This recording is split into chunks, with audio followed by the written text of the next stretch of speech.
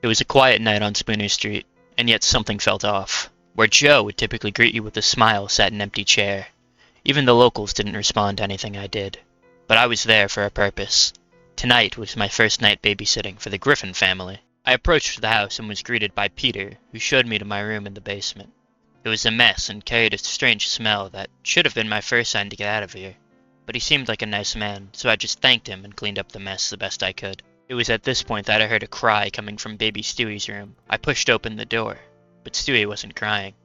I asked what was going on, and what he said next shook me to my core. He doesn't like when the house gets too quiet. I tried to get more information, but all he said was, The one who visits at night. I was disturbed, but I figured he was just a strange kid who must have seen too many scary movies. I went back downstairs and Peter informed me that he, Lois, and Meg were going to the store. I tried to ask what was going on with Stewie, but all he would say was, And ignore anything weird he says. I tried to clear my mind and went to make Stewie a bottle. But when I tried to open the fridge, I couldn't understand what I had seen. The only way I could keep my sanity was to tell myself I was seeing things and to carry on with the night.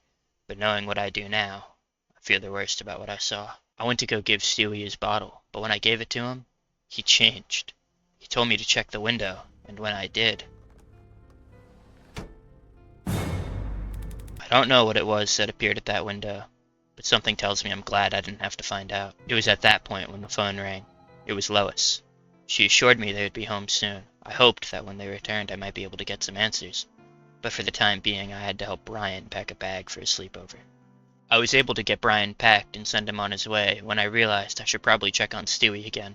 I walked up the stairs, my heart pounding as I desperately hoped everything would go back to normal. But Stewie was gone. All that was left in his room was a VHS tape. I watched the tape, desperate for answers, but all it did was reveal the location of a second tape.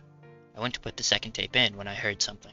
I turned around, and there he was. Peter stood in the living room, but when I questioned why he wasn't at the store, his twisted actions were revealed to me. He was eating Santa's cookies. I warned him that he'd get coal in his stocking if he continued, but my pleas fell upon deaf ears. Then, just as quickly as he came, he was gone. I went into the kitchen to make another batch of cookies and found yet another tape. The tapes showed the locked attic. I knew that if I wanted to figure out what was going on here, I needed to open that lock. I remembered from my time cleaning that there was a key and a ladder in the basement. Using those tools, I was able to open the attic and summon every bit of courage I had left before I climbed up. And there he was. Stewie was waiting for me by the window. I tried to reason with him, but it was pointless. He was no ordinary baby. He was something far worse. And I was alone, trapped in this attic with him. All I could do was run, but even then I knew I couldn't run forever. I tried desperately to survive, and after what felt like a lifetime, Stewie vanished. I was alone in the attic. I'd survived. I left the attic and began searching the house to find Stewie. I knew it wasn't safe, but it was all I could do to try and figure out what was happening on Spooner Street. That was when I heard a sound coming from Stewie's room. I went to check it out, and there he was, sleeping peacefully, like nothing ever happened. I was left to wonder if any of the events of the night were real. Was I hallucinating all of it? Was Stewie just a normal kid after all? It was at that moment the doorbell rang, and the Griffins returned. Peter thanked me for watching Stewie, and suggested that I get some sleep. I agreed, hoping that the worst was over. I couldn't have been more wrong.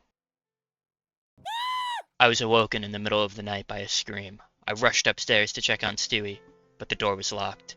I checked Peter and Lois's room, but only found Meg and Brian. They requested that I make them food, which seemed like a strange time for it given the circumstances, but I agreed since nothing seemed to be wrong. I gave them their snacks, but I had a strange feeling, like there was something in the backyard, something that I needed to check on. I grabbed the keys from Peter and Lois's room when I heard a shout. I rushed down the stairs and the house was destroyed. I knew I had to escape, so I ran off into the backyard hoping to find Peter and Lois. I noticed a treehouse with broken steps and quickly grabbed a ladder to investigate. I climbed in and was greeted by something that still gives me chills to this day. The Griffins locked in cages. I tried to help, but the cages were welded shut. Peter explained it was Stewie who did this to them and begged me to save myself. Go save yourself. We're so cooked. That was when I heard him. I know you're in there. I knew I had to run, but when I left the treehouse, You thought you could escape from me? there he was, and he was out for blood. I desperately ran for as long as I could, but I was getting tired. I tried running for the door, but Stewie was closing in.